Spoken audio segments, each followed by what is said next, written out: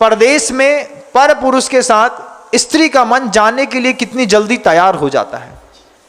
ये स्त्री की विशेषता है बंधुओं, कि जिस घर में बड़ी होती है, 20 साल 21 साल 25 साल तक रहती है, उसको 1 मिनट नहीं लगता अपना वो पिता का घर छोड़ करके पति के घर को संभालने का संकल्प करने में। 1 मिनट नहीं लगता। कभी किसी बहू को देखिएगा तो उसके अंदर के उस कन्या भाव को देखिएगा कि 22 वर्ष तक, 21 वर्ष तक, 25 वर्ष तक अपने पिता के यहाँ पली बढ़ी, समृद्ध हुई, शिक्षा ग्रहण किया, आदर्श सीखा, संहिताओं को जाना, सारे कौशल को सीखा, और जब पिता को जरूरत थी कि अब मेरी कन्या मेरे काम आएगी, उसी समय ये कन्या वहां से हट करके किसी ऐसे अपरिचित पुरुष के साथ जाकर के उसके घर को बसाती है, सहयोग देती है, वहां पे पुत्र का प्रसव करती है, उसकी कुल की परंपरा को बढ़ाती है, उसके धन को सुरक्षित रखती है, उसकी वासना को नियंत्रित रखती है, उसको पुण्यवर्धन करने में सहयोग प्रदान करती है, उसको ऊंचा उठाने के लिए भरसक प्रयास करती है। फिर भी नहीं होता तो प्रभु से जाकर के मंदिर में उसके लिए प्रार्थना करती है, उपवास करती है, व्रत रखती है। क्या कुछ नहीं करती है वह कन्या एक ऐसे अपरिचित पुरुष के लिए जिसको पिता ने अनुबंध कर दिया है, और आकर के जीवन भर कभी अपनी माँ को, अपनी बहन को, अपनी पुत्रियों को देखना कि कितना सहन करती है और किस तरीके की अपने जीवन को चलाने के लिए साधना करती है।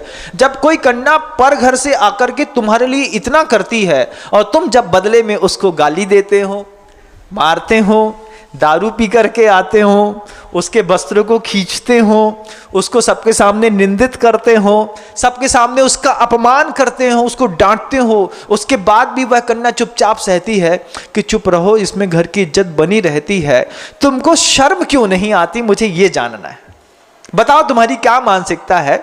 तुम पुरुष होकर के क्यों उस स्त्री को जो तुम्हारे घर के अंदर आकर के सारी समृद्धियों के द्वार खोलती है तुम प्रताड़ित करते हो, मारते हो? जबकि तुमको भी कुछ ऐसे व्रत करने चाहिए कि तुम्हारे कारण, कभी कहा तुम्हारे कारण मेरे घर की कुल की परंपरा बढ़ रही है, मेरे घर में सृष्टि बढ़ रही है, सौंदर्य बढ़ रहा है, धन बढ़ रहा है, मेरे घर के अंदर खुशहाली बढ़ रही है, मंगल बढ़ रहा है, तुम नहीं आती तो मेरा जीवन कैसा हो जाता?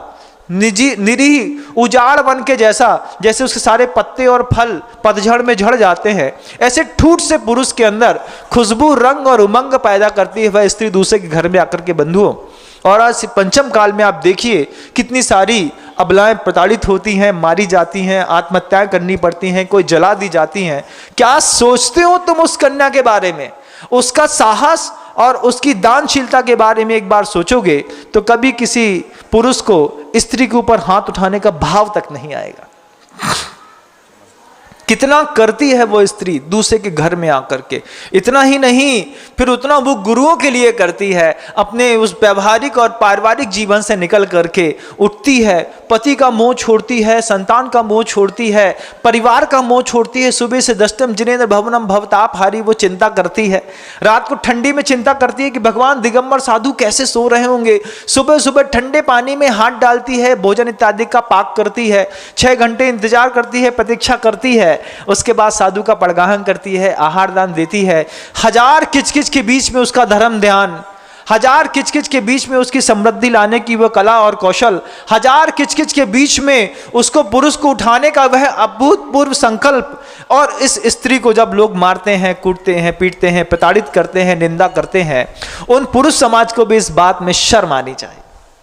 उसको दास समझ लिया, दासी है, नौकरानी है, काम करने वाली बाई है, घर के अंदर कोई काम करने का नहीं था इसलिए शादी कर ली है, नौकरानी रख लेते।